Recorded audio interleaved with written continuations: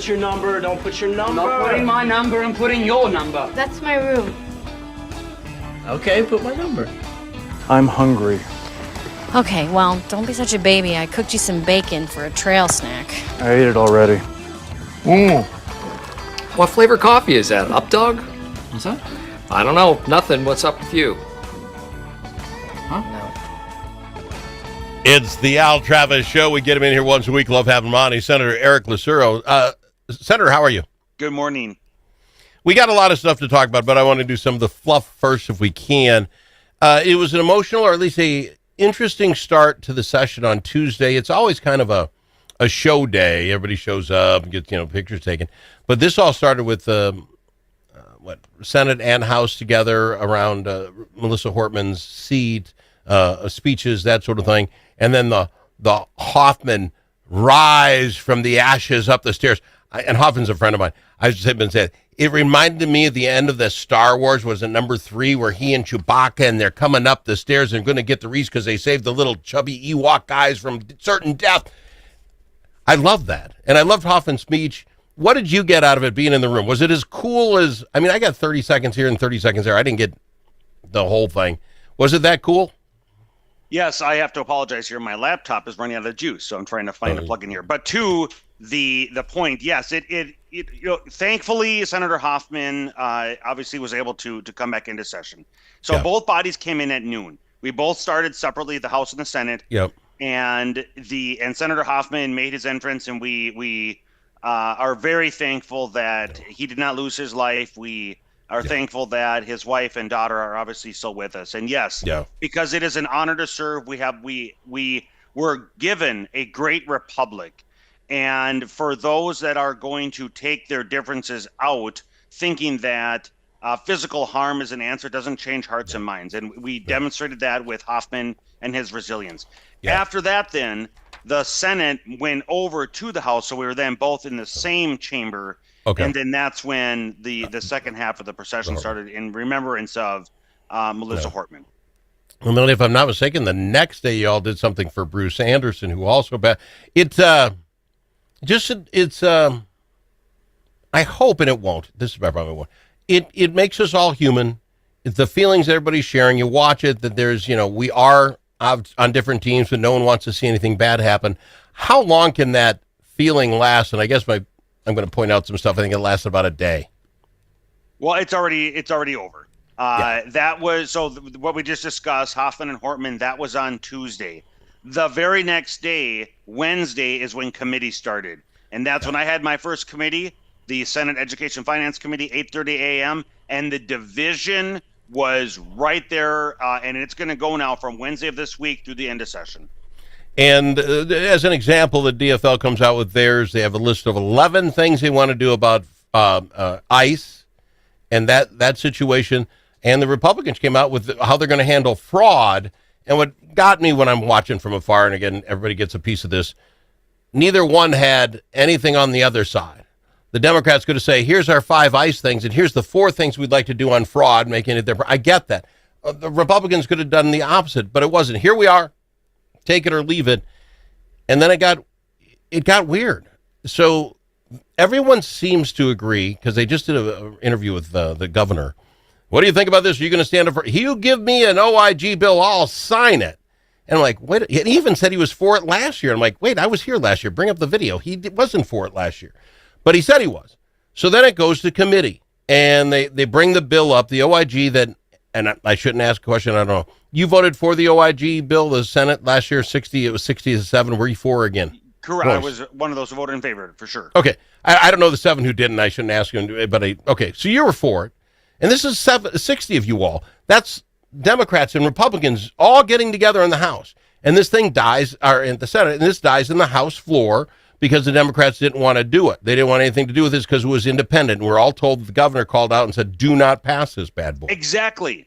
The governor adamantly opposed the bill last year, and that's why Democrats in the House stood against it unanimously. That's exactly right. So if the governor said that he was for it last year, he's lying through his teeth. Okay, so we get to this point, and I have to catch up. We're doing the show. Can't follow what's going on during the show. So I start seeing things the next.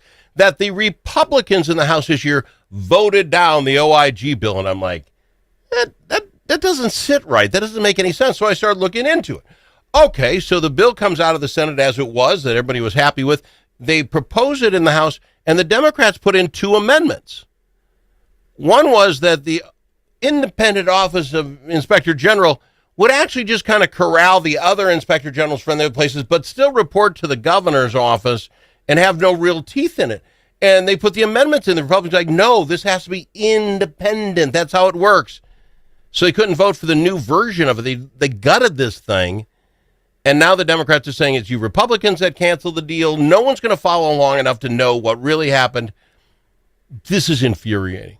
Yeah, that's exactly right. The Democrats are counting on confusion. They are counting on lack of truthful information getting out there. And what you just described is 100% accurate. The office, because the root of the problem is Governor Walz. He doesn't fire anybody. He doesn't hold anybody accountable. Nobody gets prosecuted. The root of the problem is Walz. So it doesn't make sense to have an office that reports to Walz, because then any findings that they may uncover, of which we know there's billions of dollars of fraudulent findings, those will go to Walz. And what will he do? Precisely nothing. The Democrats bringing this forward and then making the false claim that Republicans are opposed. Again, it's all just manufactured information. But you have to dig to find it. This actually was the Pioneer Press. I give them some credit. This wasn't the Star Trib. It said that Senator Michael Kroon and Senator Gustafson of Vadnais Heights told reporters that they remain optimistic this will get through, despite what they called the DFL gutting the bill. That's a DFLer saying they gutted the bill. But you're going to have to dive deep to find that. Otherwise, you're just going to hear the DFL saying, look, we voted for it. The Republicans said no. This is a crazy game. And here's what I really want. Oh, please sign away, Senator. Get this thing passed the way you got it, and let's watch the governor veto it. Exactly. You know what I'm saying? Put it on. You're going to stand up. Let's do this. That's about the only way to get through this thing. One other thing. You talk about, this can't even be, if you wrote a script for this, people in Hollywood would not publish it because it's too far out. So everybody knows the governor is taking this fraud seriously. He even hired Optum, a group, for $2 million so that we have an auditor that could do it, but we'll pay an outside firm $2 million to check what's going on. We've already talked quite a little bit about what they found and some mess ups. Maybe we'll get to it. But the news today about Optum, their employee was found guilty of fraud via ghost employees for $1.2 million. The company we hired to find fraud had one of their guys in the office literally yesterday found guilty of fraud. And the only way they found it, they fired the guy because of fraud. When they got rid of him, they found out the guy he hired that was kicking back half his paychecks because he didn't do any work. That's who the governor signed on to be your fraud managers. Now, 2 thoughts here. One is incompetence. The governor's people didn't read the paper and find out that Optum was in a fraud trial for this, and they're just incompetent. Or their brilliance is, if you want to catch fraud, hire fraudsters who know how to do it. Which is it, Senator? It is the former. Governor Walz clearly is incompetent. Again, this is been happening for years. So Governor Walz is now in his 8th year. Yeah. He's had 8 years to do something, to fire anybody, to hold anybody accountable, to recommend to Attorney General Keith Ellison, press charges. Nothing. And then it's headline after headline after headline. And when finally Governor Walz does do something, he shuts off payments for everybody.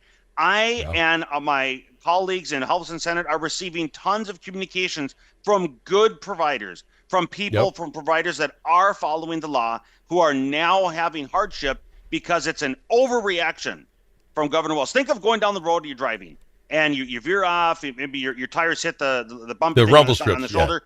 You don't want to overcorrect, right? Yeah. You don't want to just yank the steering wheel back. But that's what Governor Walz did. Because of his lack of action for 8 years, he's now overcorrecting, creating this hardship. It is pure incompetence. Okay, that'd be the only answer, because I cannot believe someone says, well, let's check out who could look into this for us, even though you have the AIG or whatever name. And no, you just go, Optum's our buddy. We know those people. Let's go with them. And they're literally in the midst of a fraud trial with their own employees. And they only found out about it because they had fired the guy for fraud. And when it was there, he found the other fraud. They didn't even know fraud was happening in their own building. It's crazy. Exactly. Talk about crazy. I want to talk about age verifications, a bill that the Capitol yesterday, trying to keep children off adult websites. And there's pushback. We'll talk about it. I got him, Eric Lucero. This is going to be the craziest year ever. I promise you. You need a friend at the Capitol who knows how to get things done. And you're in luck, because that's exactly who we are, your friends at the Capitol, and we deliver results. At Momentum Advocacy, we bring decades of experience in lobbying, public affairs, and crisis communications. From local nonprofits to national corporations, we help you move policy, manage your media, and make your voice heard. We're not just seasoned pros, we're essential partners. Momentum Advocacy, your friends at the Capitol. Learn more at momentum-advocacy.com. Think about it. A famous politician once said, "You're entitled to your opinion, but you are not entitled to your own facts." But in a world full of AI and fake news, where can Minnesotans find the facts? Center of the American Experiment is Minnesota's go-to source for fact-based analysis and common sense solutions for taxes, energy, public safety, and our kids' education. Visit AmericanExperiment.org for more information. Think About It is brought to you by Center of the American Experiment, Minnesota's think tank.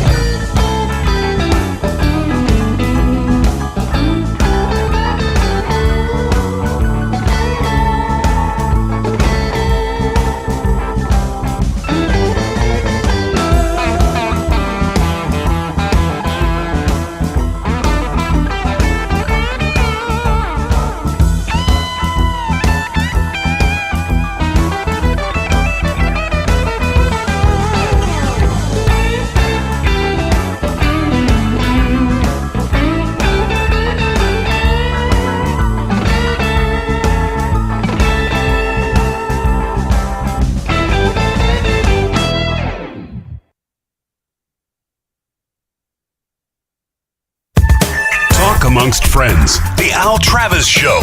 Nothing but talk. If you got sensitive ears, you might want to plug them for a moment. I got Senator Lucero with us. Senator, I'm an old man. I get it.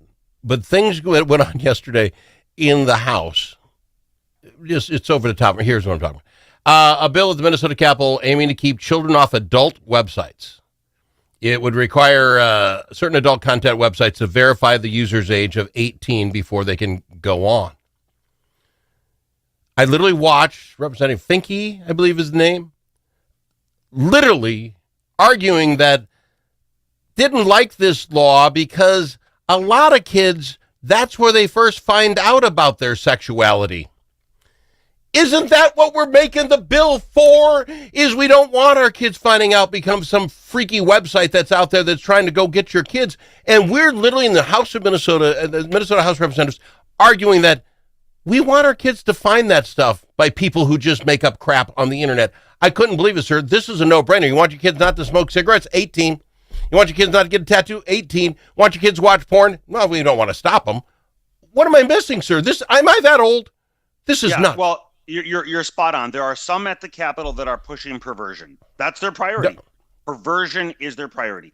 When you and I were younger, we can remember when we would go into the VHS rental store before even DVDs. For those who even remember that, they would actually require, at least in my neighborhood, they would require R-rated movies. You had to be at least 17 to rent it.